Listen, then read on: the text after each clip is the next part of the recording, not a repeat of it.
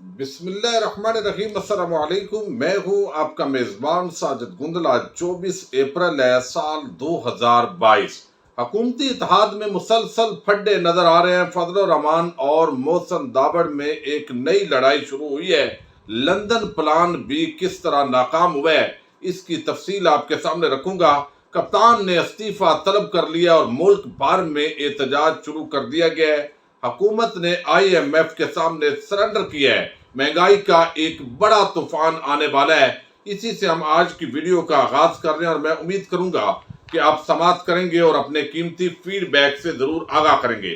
سب سے پہلے تو خواہش یہ ہے کہ پاکستان کے اندر مہنگائی نہ ہو اور غریب آدمی نہ پسے، اس کے ساتھ زیادتی نہ ہو، تاکہ عام آدمی جو ہے وہ اپنے وسائل کے اندر رہتے ہوئے آسانی کے ساتھ اپنا گزر بسر کر لے۔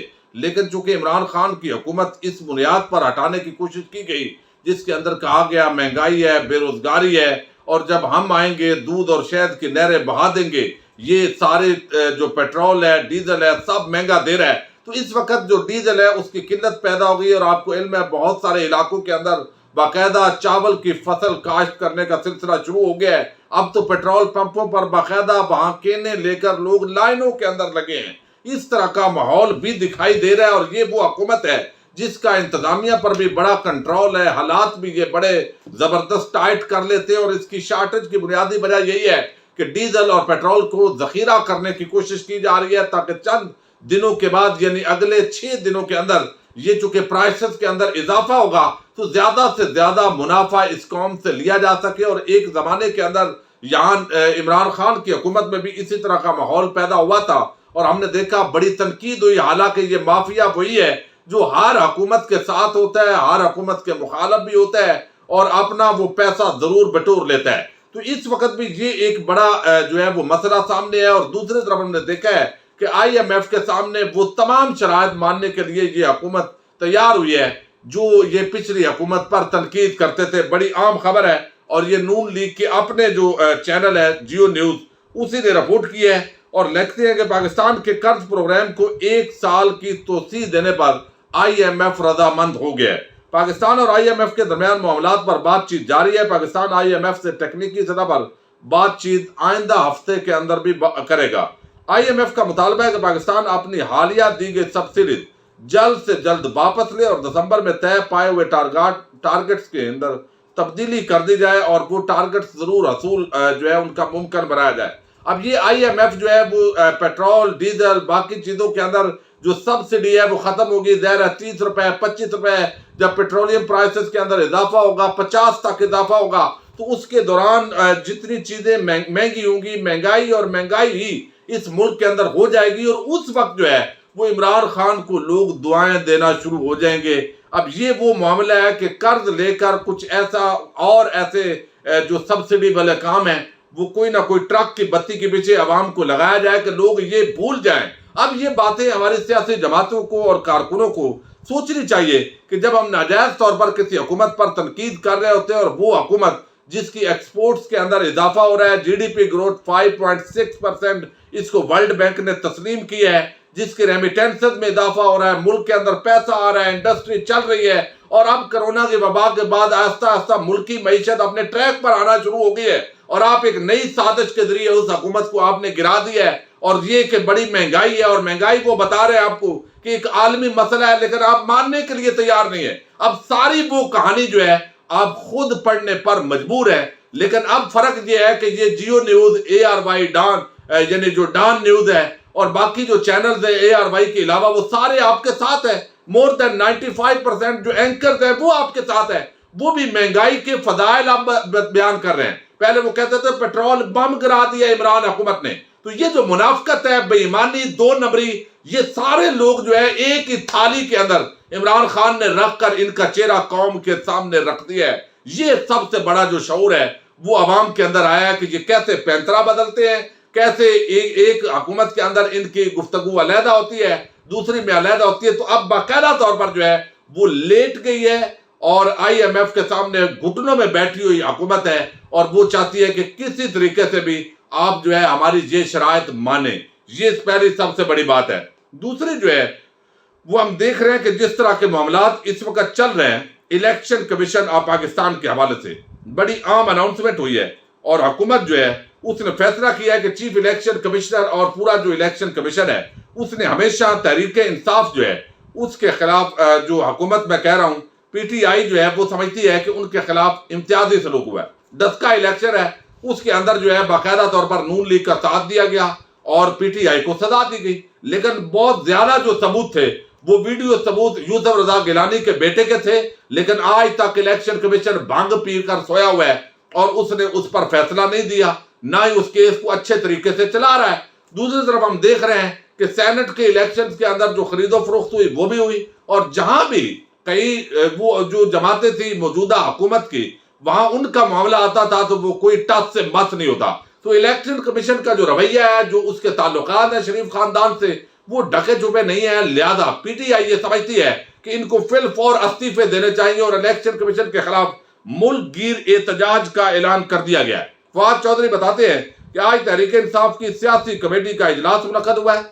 इस इजलास में इलेक्शन कमीशन के मामलात का जायजा लिया गया है। चीफ इलेक्शन कमिश्नर ने जानबदारी और बददियानती की इंतहा कर दी है। मंसूबे के तहत अभी तक मुनहरफ अरकान की असम्बली सीट खत्म करने के डिक्लेरेशन नहीं दी जा रही। अब ये बड़ी आम बात है, डिप्टी स्पीकर है, उन्होंने अप्रूव कर दिया, इलेक्शन कमीशन के पास मामला आ गया, अब उसके पास ये अख्तियार ही नहीं है, वो डिप्टी स्पीकर जाने और पिछला मामला जाने, लेकिन अभी तक इस्तीफे मंजूर नहीं किए। क्यों? कि वो जहां से हदायत ले रहा है वहां से अभी वो पूरी हदायत शायद नहीं है। ये तासर है इस वक्त इलेक्शन कमीशन के हवाले से। लिहाजा तहरीक इंसाफ 26 अप्रैल बरोज मंगल पूरे मुल्क में इलेक्शन कमीशन के दफातर के सामने इलेक्शन कमीशन के रवैये के खिलाफ एहतजाज करेगी। तहरीक इंसाफ के तमाम जिले तंजीमों को इस सिलसिले में हदायत जारी कर दी गई है। अब ये इलेक्शन कमीशन क्या इसकी क्रेडिबिलिटी है? इस्तीफा इसने देना कोई नहीं है, ढीठ बन के बैठा होगा जब तक इसको इशारा होगा, और जुडिशियल कमीशन के अलावा इसको हटाया नहीं जा सकता। जुडिशियल कमीशन के सामने इस तरह की चीजें भी नहीं रखी जा सकती कि भाई ये यूसुफ रजा गिलानी का ये आ गया है आपके सामने, यानी 1 साल हो गया, 1.5 साल, तमाम सबूत मौजूद है, फैसला नहीं दिया, चूंकि वहां भी जजेस बैठे हुए हैं और वो जजेस से अगर इलेक्शन कमिश्नर पूछ रहे कि जनाब आपके पास तो 50-50 साल के केस पड़े हुए हैं तो आपने फैसले क्यों नहीं किए, तो इस वजह से वहां तो कोई तवक्को नहीं है। प्रोसीजर यही है, कानून का मामला यही है, लेकिन इस पर अब इलेक्शन कमीशन के खिलाफ जो है वो मुजाहरे हो रहे हैं। और ये भी शुनीद है कि जो मौजूदा हुकूमत है कुछ मिल मिलाकर वो इस इमरान खान और पीटीआई को फॉरेन फंडिंग केस के अंदर जो है उलझा कर उनको सजा देना चाहती हैं। ये चीज भी सामने है पीटीआई की, इसलिए ये चीज जरूरी है। अब दूसरी तरफ जो है वो एक बड़ा आम मामला है और वो ये है कि लंदन के अंदर आपको इल्म है नवाज शरीफ और इनके आपस के अंदर मुज़ाकरात हुए हैं। नवाज शरीफ और बिलावल के 3 मुलाकातें हुई हैं, हालांकि गैर सिर्फ मुबारकबाद देने के लिए, लेकिन मकसद क्या है कि इमरान खान से हमारा अगले इलेक्शन में भी मुकाबला इमरान खान के साथ ही है। हम सब ने मिलकर किस तरह इमरान खान को शिकस्त देनी है और दोबारा असम्बली में अक्सरियत लेकर आनी है और हुकूमत बनानी है। ये बुनियादी तौर पर मामला है जिसके अंदर कुछ चीजों के अंदर अब इनके दरमियान जो है वो नवाज शरीफ ने बातें नहीं मानी और वो असदुल्ला खान ने पूरी स्टोरी दी है कि उसके अंदर एक तो ये है कि बिलावल जो है वो सदर बनना चाहते हैं। बिलावल साहब के पापा जाने सदर बनने पर इस वक्त जो है वो फजल रहमान की भी नजर है और आसफ जरदारी की भी नजर है, और सब जो है समझते हैं कि नवाज शरीफ ये असल फैसला करेंगे। तो इसी वजह से फजल रहमान का जो भाई है ज़ियाउर रहमान, जिसको नाजायज तरीके से वहां से हटाया भी गया, लगाया भी गया ज़ियाउर रहमान को, वो सरकारी मुलाजम साहब जो है वो जो रहे हैं वो पहुंचे हुए थे लंदन में नवाज शरीफ से मिलने। उधर बिलावल पहुंचे हुए थे और दोनों की डिमांड ये थी, एक कह रहा था मेरे अब्बे को सदर बनाना है, दूसरा कह रहा था मेरे भाईजान को सदर बनाना है। अब ये डिमांड लेकर लंदन में नवाज शरीफ इश्तिहारी के पास ये पहुंचे हुए हैं। इससे बड़ा क्या मजाक है इस मुल्क के साथ। बहरहाल वहां पर जो सदर का मामला है उन्होंने कहा जी बाद में देखेंगे, चूंकि इसके अंदर अभी हमारे दरमियान टसल चल रही है, यानी इस पर आप आपस में इतफाक करें तो बेहतर होगा। और दूसरा यह है कि अभी 2/3 अक्सरियत ही नहीं है। 2/3 अक्सरियत कैसे आनी है? चीफ इलेक्शन कमिश्नर ने इस्तीफा मंजूर नहीं करना अरकान असम्बली का, उनमें से कुछ बंदे तोड़ेंगे तो 2/3 अक्सरियत बनाएंगे और उनको मुख्तलिफ मिल मिला के इधर उधर से प्रेशर डलवा कर वो अक्सरियत हमने पूरी कर दी है। ये असल मंसूबा जो है वो नजर आ रहा है, तो उस पर लड़ाई पहले शुरू हो गई है। इसके साथ ही जो है وہ چیئرمین سینٹ ہو گئے یوسف رضا گیلانی، اس پر اتفاق ہو گیا ہے۔ علی وزیر کو وزیر نہیں بنائیں گے یہ کہہ دیا گیا ہے نواز شریف کی طرف سے۔ بڑے بڑے اب جو ٹائکون تھے، جو اینکرز پرسن تھے، اب وہ ذرا بولیں گے نواز شریف کے خلاف کہ انہوں نے کیوں علی وزیر کو کس کے کہنے پر وزیر نہیں بنا رہے۔ لیکن علی وزیر کو کہا گیا جی ہم وزیر نہیں بنا سکتے۔ پنجاب کے اندر جو آپ 8-10 حلقے کہہ رہے ہیں، ہمارے جیتے ہوئے بندے ہیں وہ بھی آپ کو نہیں دے سکتے۔ ندیم افضل چند ہے، اس نے اس مرتبہ پھر ہار جانا ہے۔ پچھلی مرتبہ پی ٹی آئی کا عروج تھا، پھر بھی ہار گئے، اور اس سے پہلے 2013 کے اندر وہ ہارے تھے۔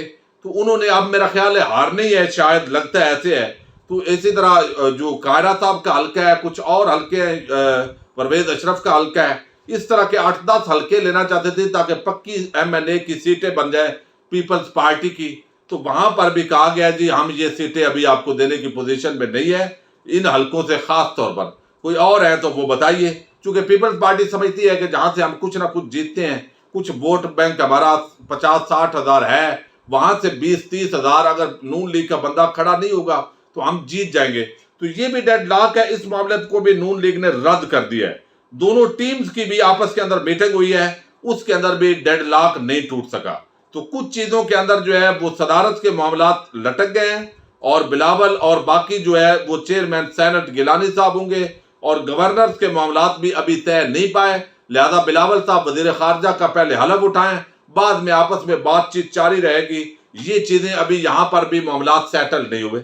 دوسری طرف جو ہے فضل الرحمان اور یہ علی وزیر محسن داوڑ کی آپس میں جنگ ہے، وہاں سے چونکہ یہ جو ایک ردم ہے اس کو توڑا ہے، یہ سیاسی مخالفت ہے۔ فضل الرحمان جو ہے وہ مخالفت آخر تک رکھتے ہیں، لیکن اب دونوں چونکہ حکومت اتحادی ہیں اور 2 ووٹوں پر یہ حکومت کھڑی ہوئی ہے، یعنی پی ٹی آئی کے لوگوں کو ہٹا کر، اور وہ وہی ہیں علی وزیر اور محسن داوڑ، اس لیے فضل الرحمان ان کے خلاف بات بھی نہیں کرتے، لیکن ہر جگہ وہ حریف ہونے کی وجہ سے ایک دوسرے کو کینچی ضرور لگاتے ہیں۔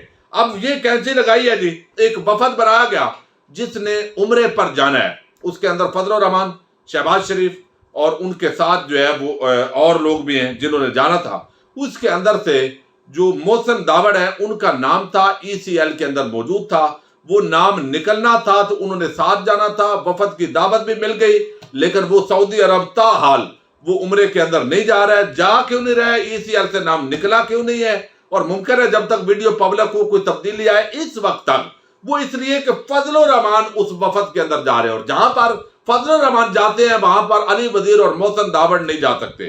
یہ ان کی کوشش ہوتی ہے، اور آپس کے اندر یہ ان کی پکی لڑائی ہے، اور اتحادی آپس کے اندر کبھی مینگل صاحب ناراض ہو رہے ہیں، کبھی ایم کیو ایم والے دھمکیاں دے رہے ہیں، لیکن جب تک ان کے بڑے ابا جی کہیں گے کہ سب نے بندے کے بچے بن کے اکٹھے رہنا ہے، وہ رہیں گے صحیح، لیکن مصنوعی جنگ جاری رہے گی۔ لیکن یہاں پر جو ہے وہ علی وزیر کو وزیر نہیں بنایا گیا، اور دوسری طرف جو ہے محسن داوڑ کا نام جو ہے وہ نکال دیا گیا اس لسٹ سے، اور ای سی ایل کے اندر سے اس کا نام نہیں نکالا گیا۔ تو یعنی فضل الرحمان سعودی عرب کے ساتھ اس کے اچھے تعلقات ہیں، پچھلی حکومت میں چونکہ استعمال کیا ہے یعنی اشرفی کو، تو اب اشرفی اور فضل الرحمان بھی مخالف ہیں، لہذا اشرفی سائڈ پر ہو گیا، اور فضل الرحمان اب سعودی عرب کے ساتھ جو معاملات ہیں وہ بہتر کرنے میں کردار ادا کریں گے۔ ان کے امام کعبہ اور کچھ لوگوں سے جو ہے وہ تعلقات ہیں، تو محسن داوڑ پھر آؤٹ ہو گئے ہیں، فضل الرحمان کی انٹری ہو گئی ہے۔ اس طرح کی آپس کے اندر یہ سرد جنگ اور دو بدور جو لڑائی ہے وہ حکومتی اتحاد کی بھی جاری ہے۔ دیکھیے کب یہ صفحہ پھٹتا ہے اور کب بڑے بڑے انکشافات ہوتے ہیں۔ تو یہ ایک بڑی لڑائی بھی اس وقت جاری ہے، اور اس حالات کے اندر جو ہے الیکشن کمیشن کے خلاف باقاعدہ طور پر جو ہے وہ ایک طبل جنگ بجایا گیا ہے، اور اس طرح کی چیزوں پر مزید جو ہے بڑی بڑی ڈیولپمنٹس ہوں گی۔ دیکھتے ہیں لندن پلان ناکام ہونے کے بعد فضل الرحمان یعنی جزوی ناکام ہوا ہے لندن پلان، اور یہ لڑائیاں کہاں تک جو ہے اس حکومت کو بچا پاتی ہیں۔ اپنے میزبان ساجد گندل کو نیکسٹ ویڈیو تک کے لیے اجازت دیجیے۔ اللہ حافظ۔